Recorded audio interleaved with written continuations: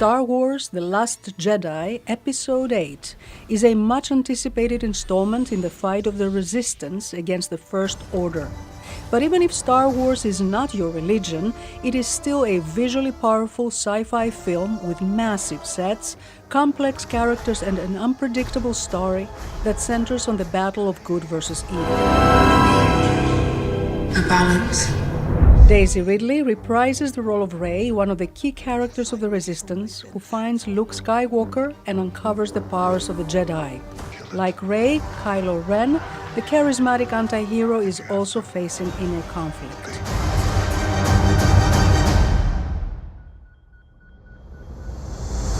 Mark Hamill, who reprises the much-anticipated role of Luke Skywalker, was overwhelmed with the expanse of the production. And I'm telling you, I'd never been on a set that opulent in my life. Plus 150 extras in exotic makeups and alien prosthetics. It may not be an exaggeration to say that newcomer filmmaker Rian Johnson has created the most riveting yet Star Wars episode. I hope audiences come out of the theater wanting to run into their backyard, grab their Star Wars toys, and start flying spaceships around. I hope it just feels like a great Star Wars movie, a fun Star Wars movie that takes you back to being 10 years old again. This is a devastating security breach that was leaked out of the Pentagon. From sci-fi, we turn to a real-life political story that rocked America in the 1970s. If the government wins, the Washington Post will cease to exist. The Post, a critically acclaimed docudrama by Steven Spielberg, tells the story of how the Washington Post took a great risk publishing excerpts of top-secret government documents describing the war in Vietnam as a lost cause and revealing that the U.S. government lied about the extent of its involvement in the war in Indochina.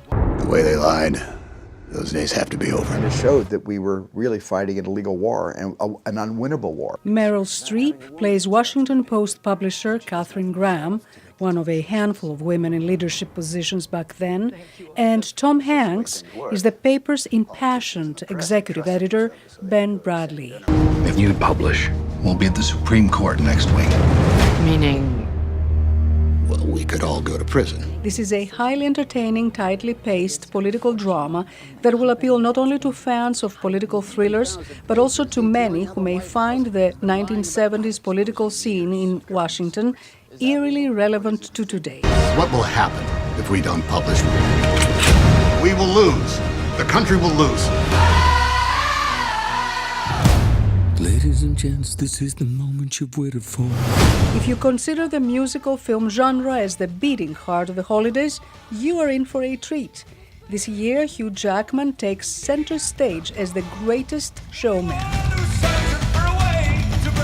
The film, by Michael Gracie, is based on real-life entertainer P.T. Barnum, who founded the Barnum and Bailey Circus that he called the greatest show on earth. Hugh Jackman plays the legendary character as he rises from obscurity, gathers marginalized people with peculiar talents, and creates a spectacular variety troupe. The film, a great spectacle of its own this Yuletide season, delivers the message of acceptance for all those who, no matter how different or odd they may look, carry the spark of genius. No one ever made a difference by being like everyone else. Happy holidays. Penelope Poulou, VOA News, Washington.